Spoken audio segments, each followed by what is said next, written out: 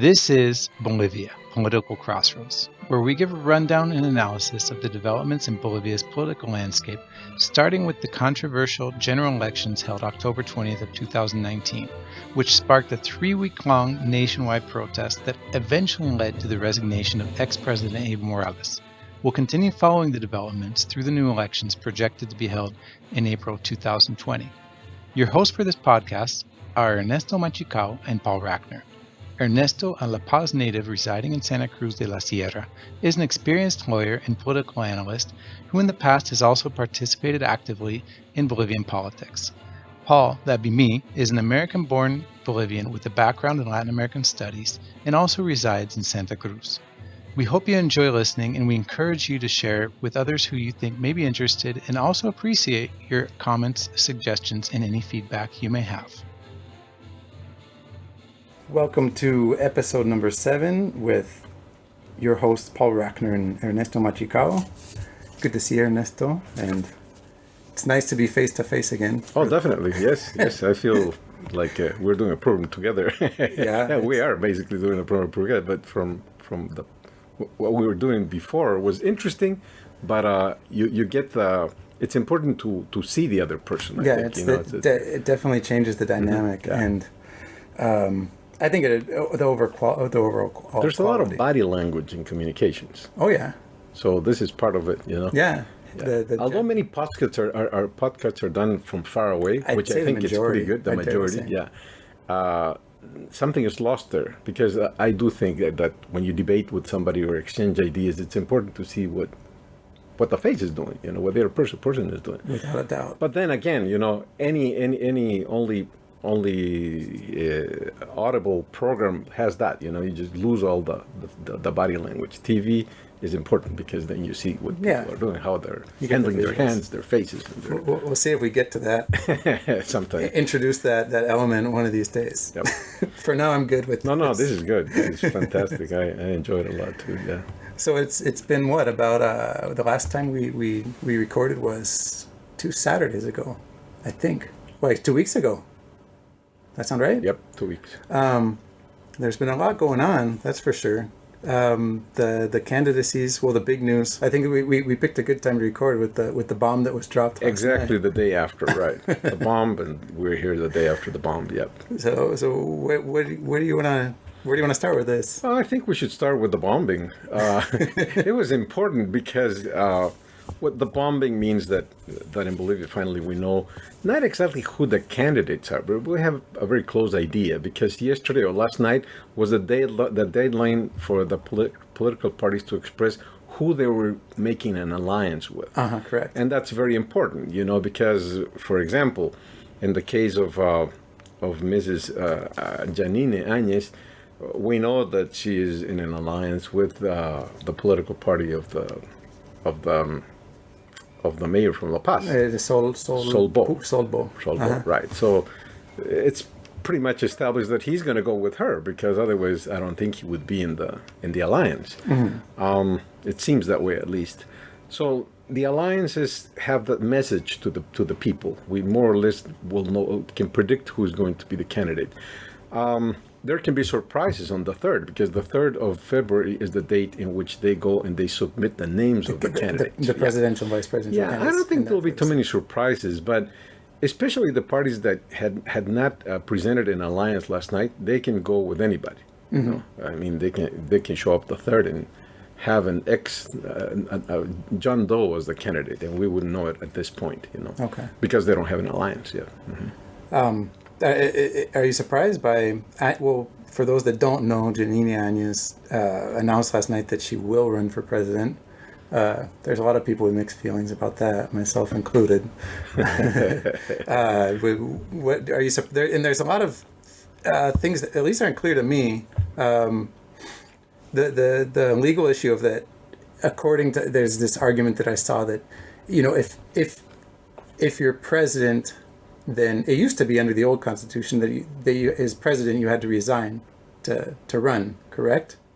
Before, or am I incorrect on that? No, the tradition in Bolivia until I don't know what year it was, in the 90s someplace, but there was no re-election in Bolivia. Right. That was it. You know, we didn't know how to handle the elections. A standing president. That is right. Yeah. Whenever Goni ended, that was it. You know, the reason being, it's pretty much like in the States. You know, with Roosevelt. You know, he just got reelected, and they said finally, hey, stop it. You know, you can only be one time reelected, not so many times, because there is an advantage for somebody that is in the presidency. That's clear, you know, because you have the apparatus of the state in order to do campaign. Yeah. Enough that you appear every day on TV. Everybody sees this exposure. Guy. Yeah, exposure is very important in all these issues, even if you're not making propaganda, you know, but you're still there on TV. You know, the other guys are not on TV. They have to have a spot and pay for it, you know. So I think that, like I said, it was like with Roosevelt's case. In Bolivia, there was re-election while the MNR was in government in the revolution, the 1952 revolution, you know. But after that, they said, stop it, you know, there cannot be re-election. So the Constitution just allowed for one term. For one term, and that was it. And the re-election was reinstated sometime in the middle 90s. Bad idea, I think. I think that was reinstated or reinserted. It became an issue. It wasn't allowed until the Constitution that was approved in 2009. Right? That's right. No, it was not in the 90s. It was in 2009. So that was since the 50s. In the 50s, there was re-election, but you know that stopped, and then again it's reinstated. Really. But the thing we haven't seen is that, well, I guess besides Evo, we haven't seen anybody else having to deal with that as a president. But you know the issue that you're touching in the States, it's normal. Yeah. You can go to re-election, and the standing president doesn't have to resign. No. He can still be there. Trump would have to resign right now and be out, you know, citizen. But he doesn't need to do that, you know. There are differences that is important to point out. I like to make this difference because it's like the comparative politics, you know. In the States, there's no problem with Trump running because it's very hard in the U.S.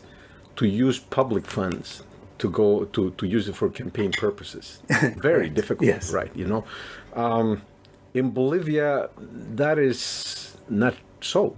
There are certain laws that tend to prohibit that, but tend is the word because there are too many loopholes, which were very well used by Evo Morales. I'll bring you an example.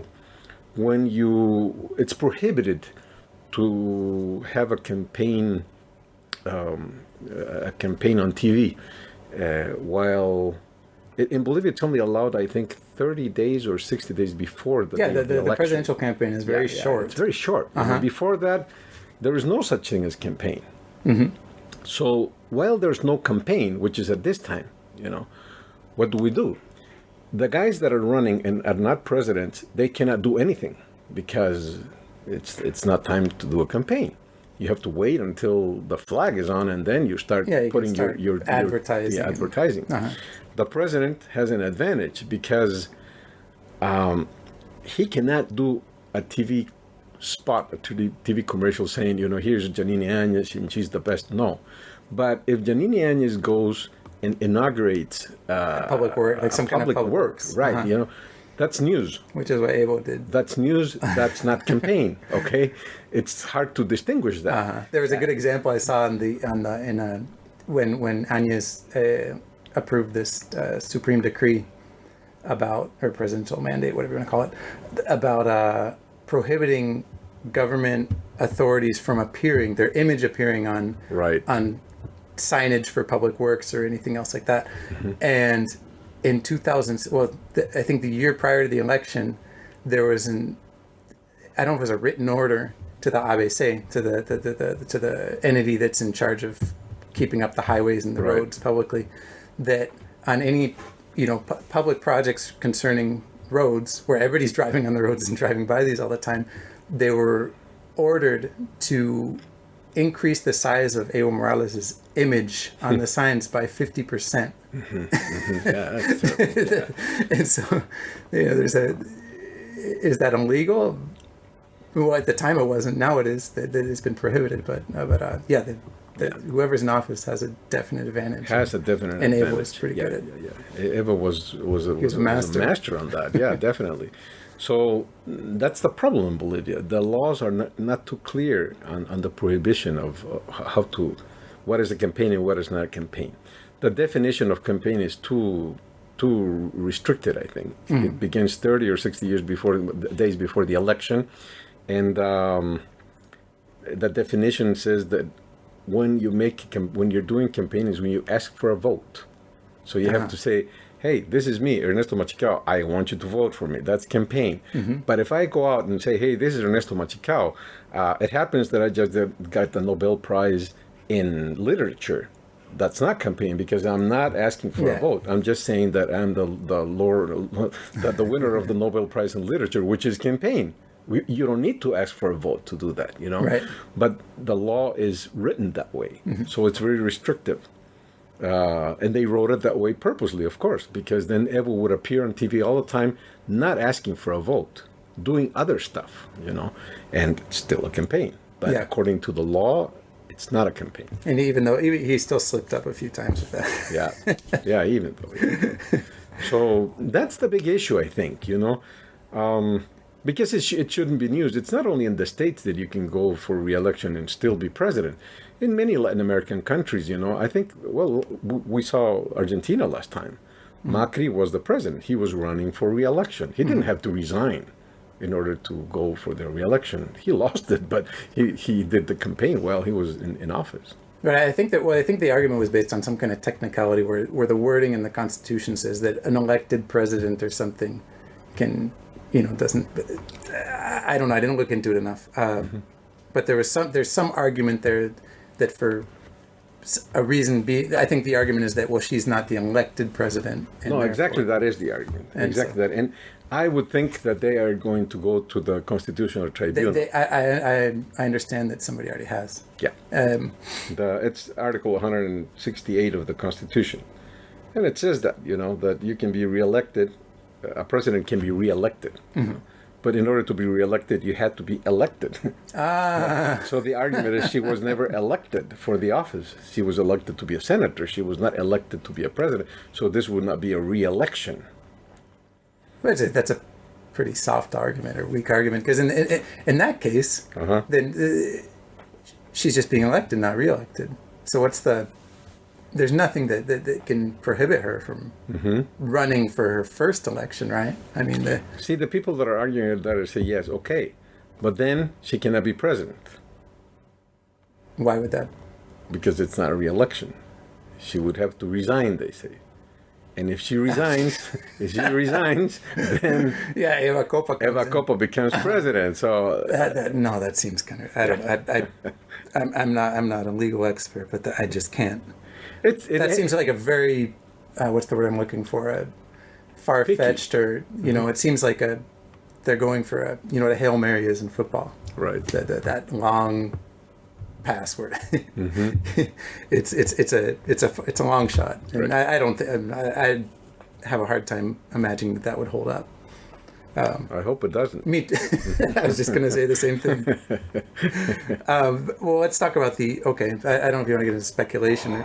There's two things here. The ethical side of it, and you wrote a very interesting, well thought out analysis that you put up on Facebook about the dilemma between, first when she came into office, she said she wasn't going to. She said it, right. I think, and I don't want to misquote, but I think she even said it'd be dishonest.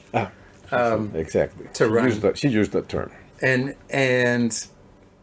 the other side of it is there's the clamor of the people. She has a lot of popular support. I don't even know if there have been any polls of approval ratings for her or not.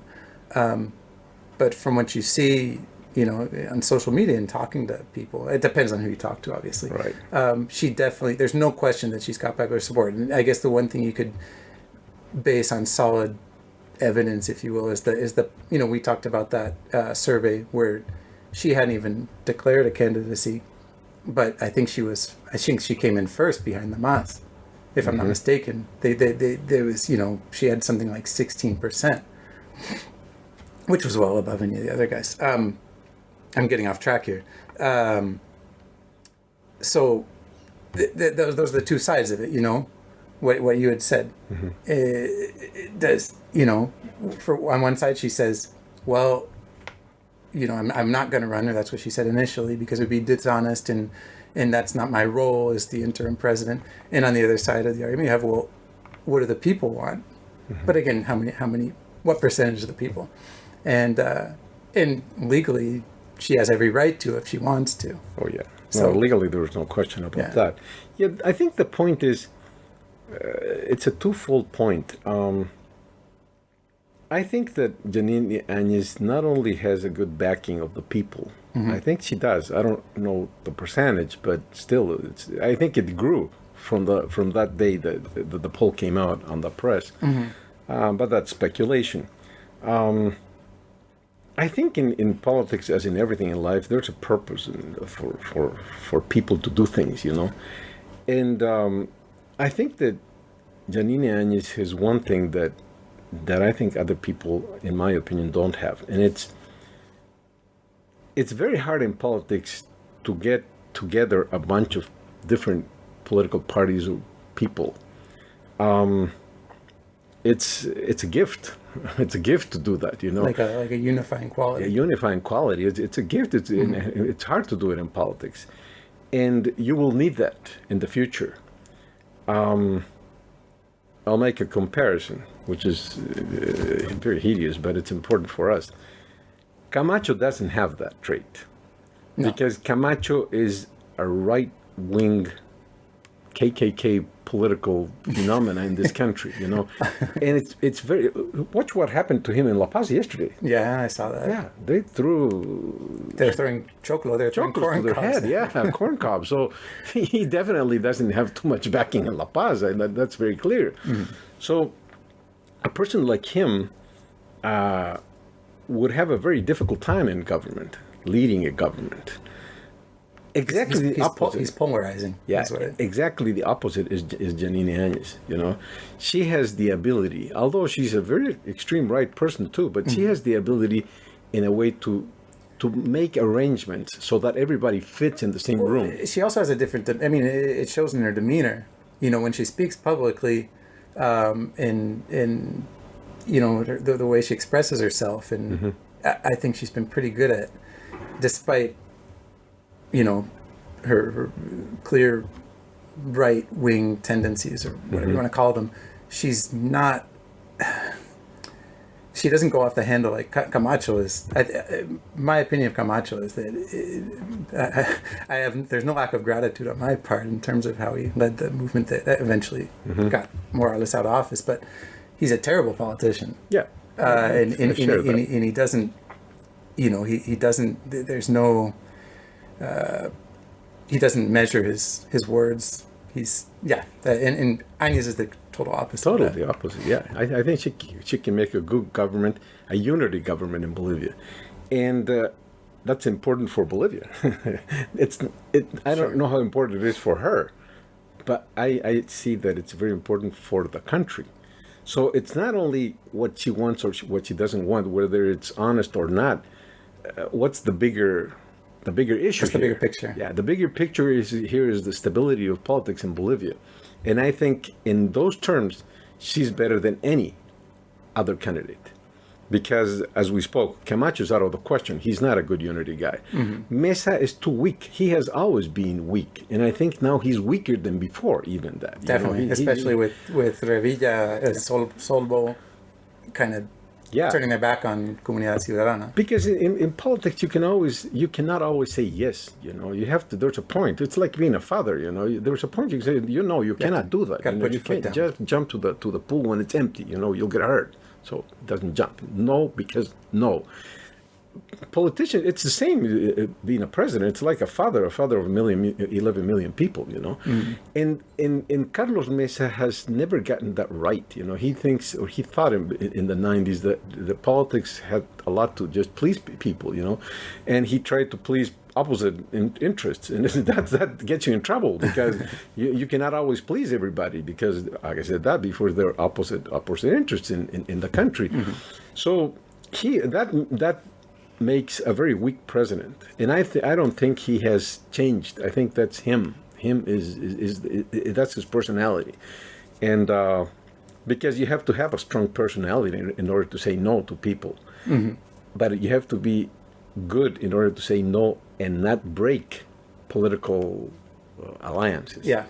And I think that Jeanine has that. She can say no to people, but still they're there. Just look her relationship with the president of the Senate. The president of the Senate is a person from the MAS, and of course they're in whole different positions, very different. But today she's with her. The president of the Senate, Eva Copa, she thinks that Jeanine should run, that she has all the right, and because they're friends, and that's very important because they can sit on a table and speak. And that makes a big difference in politics in Bolivia and anywhere in the world, If you can sit somewhere and speak, you have gained half of the problem. We won half the battle. Yeah. You can talk to this person, That's in part what Trump did, I don't like Trump, that, but he sits with the guy from North Korea. Yeah, he sits and he speaks with them. That's not the same than sending people from the State Department and speaking with the guys from the State Department of North Korea. They speak tete to tete, head to head, look at each other, and that's very important. I think that Jeanine has that, and that's why my feeling is that she's needed. I know that. Because I am a little bit more senior than you, Just a little bit. I looked at, I didn't live in the States at that point. I was a very admirer of some of the people that were in the Democratic Party back in the 70s, And one of the guys that I always found a fascinating person was Jimmy Carter. He was a big leader, not only a big leader in the States, a big leader in the world. He changed human rights perceptions, especially in America. It's very important. Yeah, he was the guy who brokered the deal with the Egyptians, with the Panamanians, and which eventually gave the canal back to Panama. Right. That's just thinking. That's exactly. As they just came back from Panama. But when he left office, which was 1980, beginning of 1981. The Democrats had an absenteeism in terms of leadership. They wouldn't get one right, the whole decade of the 80s, and there was Reagan beating them all the time, and they would had somebody proposed 4 years after, lost, and Vance, I think, was one of them. They put different guys, and nobody could ever do anything to Reagan. He was giant versus these guys from the Democrats. The Democrats had a big problem generating leadership, and they had very brilliant people. Tremendously important guys. You would see guys that had an IQ of 250, but this is not enough in politics. You need to get votes, A smart guy not necessarily makes votes. And they were in a crisis. There was a risk at a point that this party was going to diminish to an extent, and there was the risk of there appearing a third party in the States, and wow, the bipartisanship seems to be losing ground in the States. And the guy that saved the Democrats many years after, 13 years after, was Clinton. Right, but they had to wait a long time. Yeah, I remember. Oh, it was Perot, right? Ross Perot. That's Ross Perot, exactly. Was that against? Was that in the was that the race between Bush Clinton, where Bush, after his first term, lost to Clinton? Was that when Perot ran? Yeah, that was Ross Perot. Okay. But see, the point is that even in a country like the States, in a party like the Democrats, which historically had many good leaders, it was hard to find a leader. It was hard to wait and had this guy like Clinton come up, And all of a sudden they had 2 or 3 leaders immediately after, because then came Obama, which was another big leader. But that's not usual. It's hard to get a leader. And in Bolivia, the opposition from the MAS doesn't have a clear leader. I don't think Mesa is a clear leader, I don't think Camacho is a leader. But I think Jeanine is in the making of being a good leader. I think she has the potential of being a good leader. So if we want in Bolivia there to be an opposition, I don't know if party, but an opposition idea, it has to be in terms of plans of government, but also in terms of people. And I think that Jeanine is, at this point, the only person that can emerge as a person that would have leadership versus the political party, the MAS. Yeah. Mm-hmm. So she's important. I don't think it's just a matter of, she missed her promise. No, forget about the promise. She is more important for the country than just not keeping up to her promise. Yeah, we can forget about that. Just forget that she. I think people definitely don't have the best short-term memory when it comes to politics with anybody. We'll see all kinds of when. I guess Camacho's case was different than I remember during this whole resistance movement, or what do you want to call it. He said very clearly, if Evo wants, I'll sign a contract saying I'm not going to run for. But of course, he had different objectives and probably wasn't too concerned about his image at that point. But it's I don't think that's any different in the end. It's. And in other circumstances, when she came in, I can only imagine what would be going through somebody's head during those first few weeks. And really, I think there is an important element, and something that I worry about, but that I question myself whether I should be concerned or whether anybody should be concerned, is the perception internationally or in the international community and also the people that are still saying this was a right-wing coup and Evo was overthrown and blah, blah, blah, that if to have Áñez run lends a little bit of weight to that argument. Or people say, see, I told you so. This was, this is all, and she's going to, because unquestionably, as standing president, there are inherent advantages when you're campaigning. Right.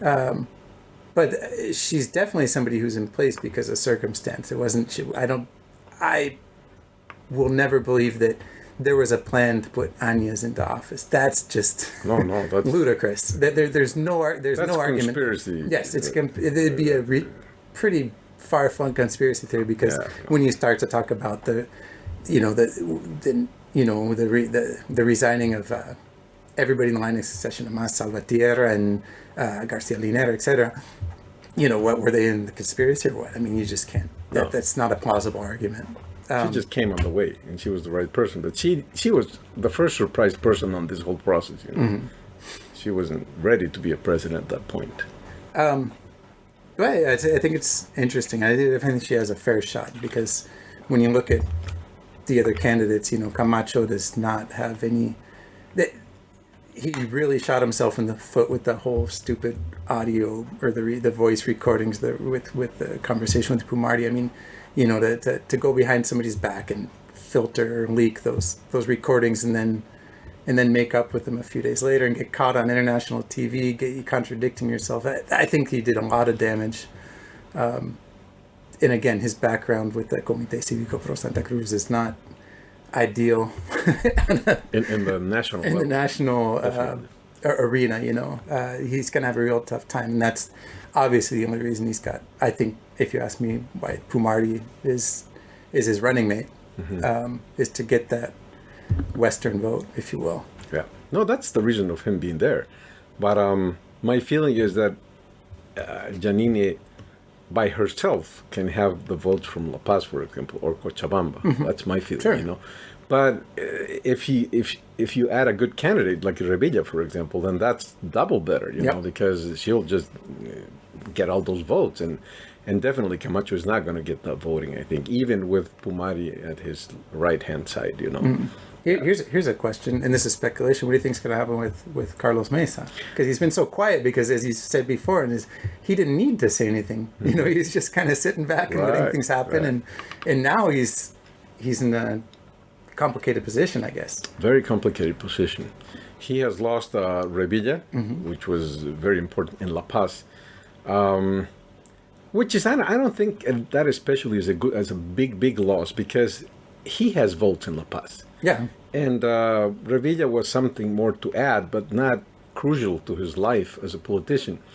I think that the votes in La Paz are going to still be there. My feeling is that Carlos Mesa will inherit a lot of the votes from the MAS. That's my feeling, because the good thing about Carlos Mesa is that he positioned himself in the center. He's not right or left. He's in the middle of the whole thing. Yeah. So many of the masistas that are not in agreement with Arce or with the extreme positions of the... Mesa's competing with Arce Category and not with... I think that Mesa will get a lot of the vote from the MAS. And a lot of the people... The middle ground masistas, right? The middle ground masistas. And a lot of the people from the middle class in La Paz are probably just going to vote for him. Originally, we're going to vote for him. I don't think Jeanine will necessarily make them change their mind. I think many... In La Paz, the middle upper class people, educated, are with Carlos Mesa. No wonder. No, that's an unequivocal it's a vote. given. Yeah, because I know a lot of La Paz thinking. Jeanine may be a good leader, and she is a good leader, but if you put them in a debate, I don't think there's a chance for her to win the debate. Carlos Mesa just knows more about the country, is more well-versed in politics, more well-versed about Bolivia itself, the problems of Bolivia, the resources of Bolivia. I don't think in a debate there will be a match here. And that's going to be important because there are debates in the campaign. I'm excited. And that is going to be interesting. And I think he has muscle there. That's important for Carlos Mesa. If he goes to debates as many times as he can, he's going to get people that way, Now, I don't... How much did you keep up on that? Because they were trying to pass a law obligating presidential candidates to participate in debates.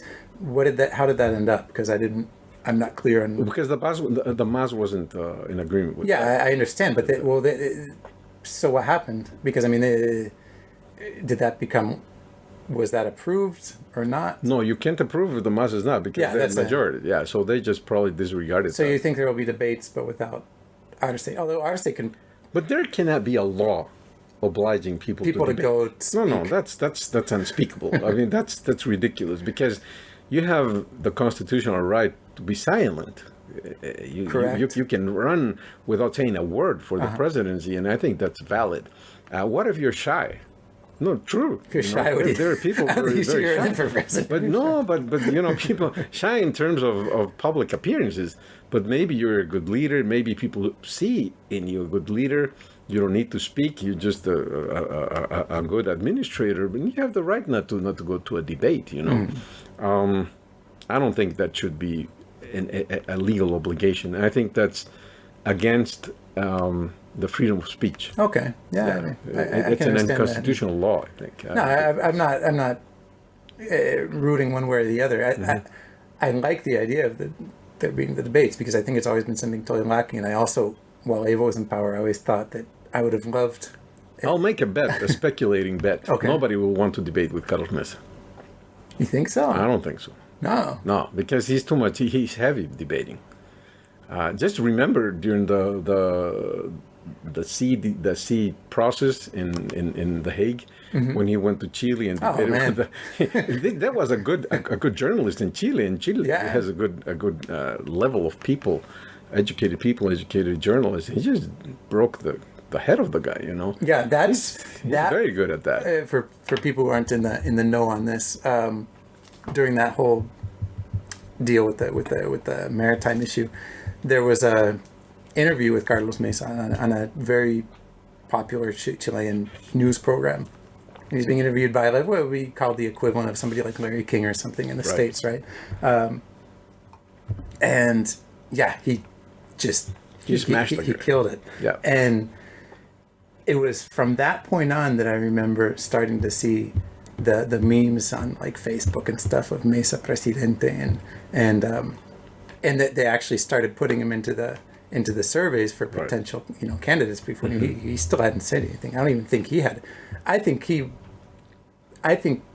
more than any personal ambition of his own, I think it was those circumstances that got him into the race. You know what? This is just a personal experience that I had in my life. In 1994, I was designated Minister of Communications from Goni, Sanchez de Lozada, and I was there for 2 years. Okay. And I know the whole process involved in a president speaking before the cameras. You know, you have to train. Of course, there's the teleprompter, the teleprompter, but still, it's not easy. You have to have a good. You have to practice a lot, and Gorny was especially. He had problems, you know. He had problems because he had an accent. Yeah, I remember his accent. So he had to That's go what he's 2 or 3 times. for more than anything, I think. And then, you know, I was in the government palace with Carlos Mesa, not in the communications part. I was a vice minister of parliamentary. I was the liaison between the executive and the legislative. Okay. But since I was in the palace, I would watch a lot of the stuff that went on there. What's going on? And I was in a couple of occasions where he had to address the nation. Mm-hmm. Just like Goni had to do it years before. And it was incredible because I know the whole process. Mm-hmm. When the cameras came, we were in the middle of a meeting, for example, you know. Uh-huh. And then somebody would remind him and say, hey, you know, people are waiting here. You have to speak to the people because today is whatever, you know, New Year's or whatever. And you have to speak to the nation about this. That. So he said, okay, let's just halt the meeting. You guys sit there, and then I'll do the presentation. Mm-hmm. It was incredible. The practice on TV for him was because he was a TV anchor for many years. You know, he would just speak out loud without reading anything. Once, not going twice or thrice and say stop it. You know, we're gonna redo it again. No, nothing. Once. You know, that was it. You know, and it was awesome because he has the ability to do that. You know. He trained so much, you know, so many years going on TV, and on TV he had he would say the news and then he would opine, he would give his opinion. Kind of like Oppenheimer does. Right. So he was very good at giving opinions. So, and when he gave opinions, he was just doing it live. He didn't read anything. It was just an opinion, you know, from the moment. So his practice is just significant on that field, you know.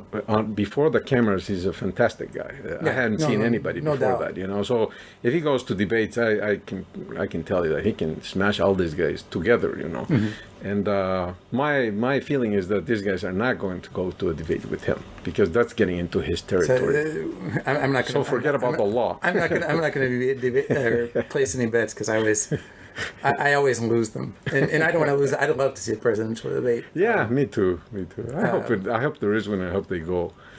my feeling is they won't like going there because they're going to get beaten by him, you know. And well, let's see what happens. You know? Yeah, maybe but it's also pretty, you know, with the proposition that was made by Áñez to obligate or make it law for the debate, and then for her to say, you know, then. You know, one thing's to say, "Oh, I'm not going to run for president." Then you're going to run. There's a lot of, but then with the debate thing, it's hard to argue your way out of that. But if she goes, it can be terrible too. Maybe, but I don't know. You know, I don't. Have you seen the debates on the first election from Trump between the Republicans? I watched or the debate even with Mrs. Hillary. You know. He's the same, you know. He's just overwhelming when he debates, you know. Mesa. Trump. Oh, Trump. Oh, Trump. He's overwhelming. But but his spectacle. It's is that the word? It's you know he gets the whole attention is concentrated on him, not the rest. The rest are just there, you know, watching the whole thing because he says things, he acts in such a way that cameras are around him, you know, and. He's another guy that's very important when he goes to a debate. It's hard to debate with him. I don't know if you can make the comparison. No, yeah, but it's a different style. But he's good debating. When you have a good debater, it's hard to go for the rest, you know, because they can't match up. I don't know. Well, I guess I've never seen. You know, one thing is an interview with Carlos Mesa. Another thing is a presidential debate. I'm not saying I agree with you that he'd probably dominate but I don't know if he could do damage, I guess is what I'm saying. You know, I mean, in Áñez herself, you know, I don't know what you could, in terms of like, you know, bringing up dirt on her or whatever, or what he could do to you know, the damage that might be done would he'd show a little more knowledge. He's more knowledge and experienced, but in terms of things that are damaging to her personally, where he could attack her on those points, I don't know if there's much he could do there. Because he doesn't need to attack her. All he has to do is a debate about the mining problem in Bolivia. I don't think Áñez knows a bit about the mining problem in Bolivia. I think the only match and a debate of substance would be Tuto Quiroga. I was just going to say, yeah. He's good at it. He knows Bolivia. He knows everything, the economy, the politics, and they're good debating team between both of them, or good opponents in a debate. But the rest of the leaders are not. I don't think they command the political issues of Bolivia. They're just there because, Jeanine is there because of the succession. All of a sudden she gets there. Camacho is there because he's very macho. That was it. Not politicians with training, and I think that will make a big difference if there is a debate. Tuto and Mesa will show their better grip on politics in the debate. Yeah. The other way, because it's Áñez, Mesa, Tuto, and Camacho. Do you think Arce would participate if there were to be debate? If he doesn't have an arrest warrant, he will. My feeling is that there's going to be an arrest warrant because there are already processes against him initiated recently. Right. Yeah. So a criminal process is a criminal process. It doesn't matter who the president is. He will have to show up to a criminal process. And in the criminal process, it's very simple. The criminal process starts with one hearing, which is you came here, you have been accused of such, but we have to know whether you're going to interrupt the criminal process or not. And there are basic questions. Do you have a permanent domicile in Bolivia? Yeah. Are you a flight risk? Yeah. Yes, I have. No, but you were living in Buenos Aires. So he will not be able to respond to that. Do you have a job in Bolivia? No. This guy doesn't live here. He doesn't know. Get into detention. I think that will be automatic in his case. It hasn't come up yet, but I think that will show up not in a long period of time. In a month or so, you'll know that. Because the processes are going on, and he'll be called in order to declare. So that's the crucial moment for him. When the fiscal calls him, he'll have to show up. If he doesn't show up, he'll have an arrest warrant. Yeah. So he's going to show up, and then he has to answer these questions: if he's a flight risk or not, and I think he is a flight risk. Yeah, but if he's running for president, he'll be detained. Yeah, the Mas is definitely a difficult position. Yeah. I guess we could talk about that for a little bit. We've talked about that. Well, there's still I still got some time. I don't know where to start with that. For those who are listening from abroad or who aren't keeping up on the day-to-day news. There's been definitely some interesting events going on within the party. They're in total disarray. They were, we talked about this last time about. This is an important point. Yeah, the Mas is that. We can't leave them aside because they're still going to be. They're the major contender in the elections. They're the most important party in Bolivia at this point, in my opinion. Yeah. Sure. And there's all kinds of things that would be interesting to think of. What would happen if they came back into power? Anyway. But that's a good speculation. What would happen if they come back to power? Yeah, it's a valid speculation. It's something that's, there's we could talk for hours. So basically what we talked about last time, we talked about the candidacies and Evo calling meetings in Buenos Aires and trying to run the show from down there. I think it was the 4th of January was their first meeting that almost nobody showed up, and they were supposedly going to pick a candidate there. That didn't happen, right? And the leaders, the social movements within Bolivia that didn't attend and I don't think are too happy with Evo from running away or resigning or whatever, or poorly planning his resignation. Said we're going to pick a candidate inside Bolivia, and it's going to be picked by the social movements, not by one person in Buenos Aires. Basically, in summary. And so on the 19th, there was going to be another meeting on January 19th. And in that meeting, I think that there were a lot of names being thrown around between Choquehuanca, Andrónico Rodriguez, Arce, and Party, right? Right. Those are the ones that basically the possibilities. And at this meeting, when I think a couple of days before, some groups are, what do you call the dirigentes within the MAS that are in Bolivia, said, oh, the what do you call it, the binomio, the word escapes me right now, but the running mates for the MAS are going to be, it was Andrónico and Choquehuanca. Choquehuanca as president and Andrónico vice president, correct? And this is what it's going to be, and that's, and then in Buenos Aires on the 19th, they had this meeting, and then they went against that. They put Arce and as president and Choquehuanca as vice president. And there were a lot of people within the party very upset about that, understandably so. Choquehuanca, he's the indigenous part of the formula, right? Right.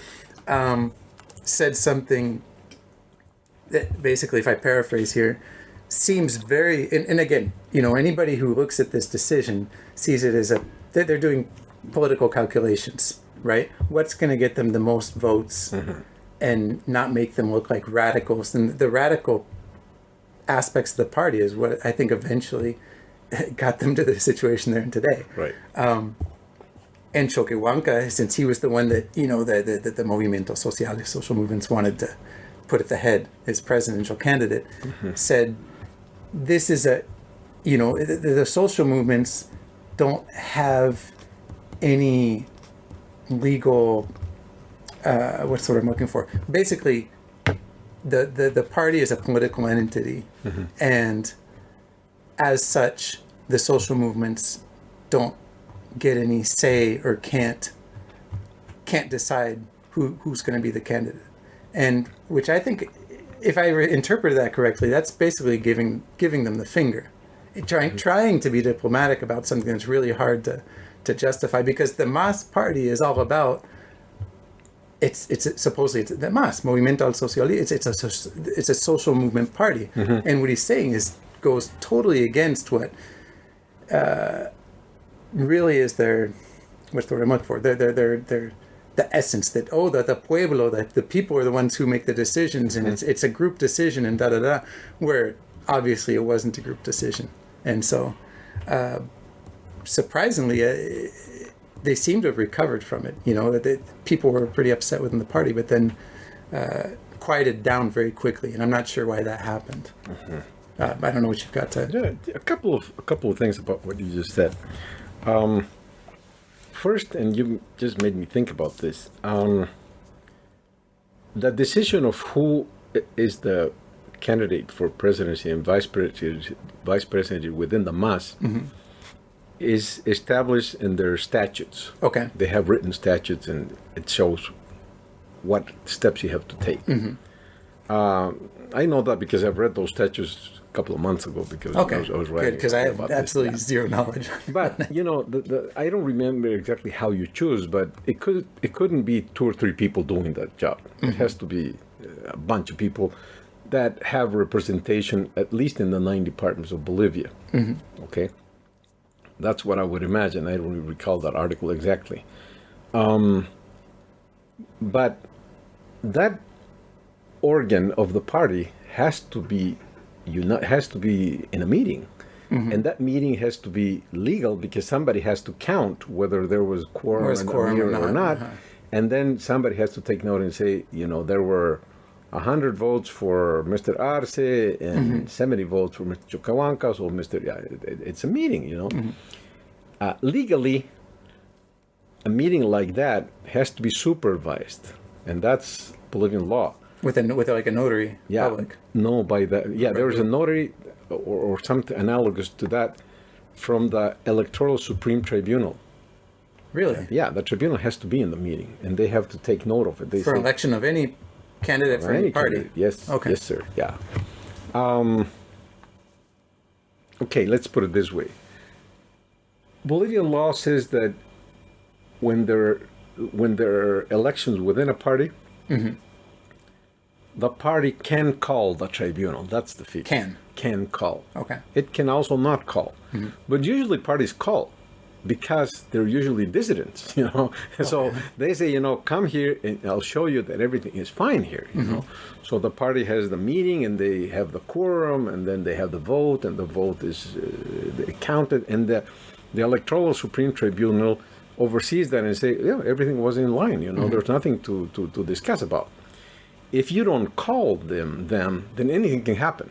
Because all these dissidents can stand and say, this was not right, there was not even quorum, or blah, blah, blah. So my call is that no such thing happened in Argentina. The tribunal was not called. I don't think the tribunal can go to Argentina for a political party meeting. Because it's without it's not, you're not within the jurisdiction. You can't go to Buenos Aires, go to the stadium of Sociedad Española, and no, they don't even have the budget to do that. So this was in those terms. That was an illegal meeting in those terms because the tribunal never took note whether that was a good meeting or not. And if somebody wanted to annul the meeting, it can be done. And most likely, there was no quorum in that meeting from the organ that had to decide that. Most likely, But what I'm saying, that's the legal part of it. So legally, I think that can be questionable. Politically, what I am seeing is that politically, in any political party, there are a couple of people that can make trouble. Not everybody can make trouble. In this case, the big leaders can make trouble. Who are the big leaders other than Evo Morales, Andrónico and Choquehuanca? Not so much Pari. Pari is seen a second-level leader. He doesn't have a standing by himself. While Andrónico, yes, you look at him in the polls, and he gets more than any of his counterparts from the MAS. And Choquehuanca has standing because he's a leader within the party. He's a leader for many years among the indigenous people of Bolivia. He has led organizations, not the Movimiento Socialismo, but he has led organizations from the indigenous people here, in La Paz especially. So he has a standing there. Both of them are natural leaders for the different reasons. And if one of them questions the decision, that can be very bad for the party. But in this case, neither of them questioned. Both of them are saying that they agree with it, that it was well done, that was a wise decision, and they are supporting the decision. So politically, I tend to agree. I don't know, or what do you think? My feeling is that even if there are fractions of the party that do not agree with this, the decision will stand, and I think Arce will be candidate. But he's going to face other types of problems. He's going to face legal problems in Bolivia, and fractions that are smaller in the MAS are not going to be in agreement, and they may migrate to Mesa, or they probably won't vote even.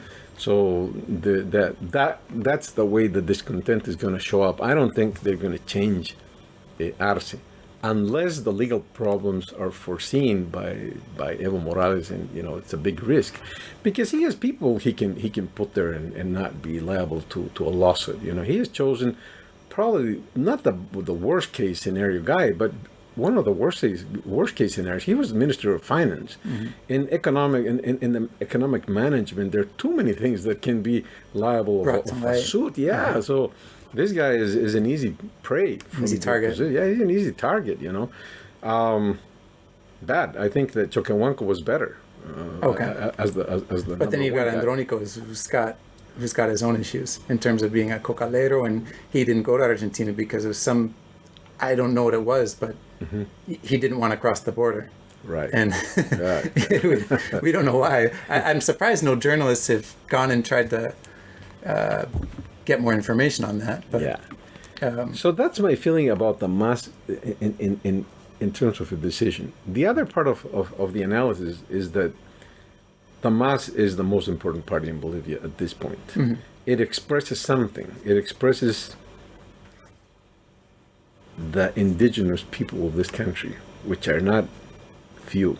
The indigenous people in this country are I don't know if half of the country, but I think it's somewhere around 40%. Something like that. Yeah. And that 40% or 50% or 35% is not expressed in other political parties. The other political parties are right-wing political parties. And if they have an indigenous guy in the middle of that, it's a decoration. Like Camacho Pomari. Like Pomari is a decoration ornament there, you know. But it doesn't have a political position in terms of addressing the main problem that the Americas had to confront since Europeans put a foot in the Americas, which is, what are we going to do with indigenous people? Are the indigenous people equal or not to the rest of the people that are coming from Europe? In countries like Argentina or the US, the problem was solved killing them. Yeah. So there was no indigenous people that could speak there. But in countries like Mexico and countries like Bolivia, like Peru, there was no such thing. So there was a big debate even within the church, the Catholic Church, you know.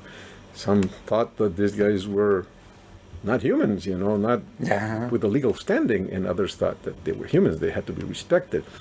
That debate is a highly racial debate, but I think it's still here. I think it's still here. And in our history, I think there were only two political parties that understood that the indigenous people had to be represented in political organizations as full-fledged citizens, and understood that something had to be done with a problem that is basic to Bolivian life. The MNR in 1952 and the MAS in 2005, 2006. MNR is gone. So here's the MAS expressing that feeling, that addressing that problem, you know? It's like, for example, in the States, the problem of the racial problem with black people, but black people are 15% of the population, you know? I'm not saying that's small, it's still very big, you know? Yeah. And it's said that in the US, the Democrats represent that issue, you know? But here you're speaking about more or less half of the population. And it's just a shame that the only party that would be able to address this issue is the MAS. The rest are not. The rest don't see this issue as a problem, which is a problem. And if you don't see that as a problem in a political party, a Bolivian political party, you're speaking of representing only half of Bolivia, which are the quote-unquote whites of Bolivia. So that's the importance of the MAS. It's a big importance.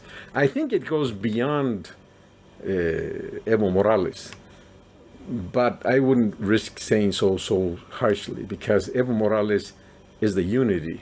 If he's not there, maybe this will just go again. It will float in space, and it will divide itself in parts. I don't know about that. That's speculation. But at this point, it's the only political party that can address the issue of the indigenous people of Bolivia, and that's not a small issue in Bolivia. No, in the Americas.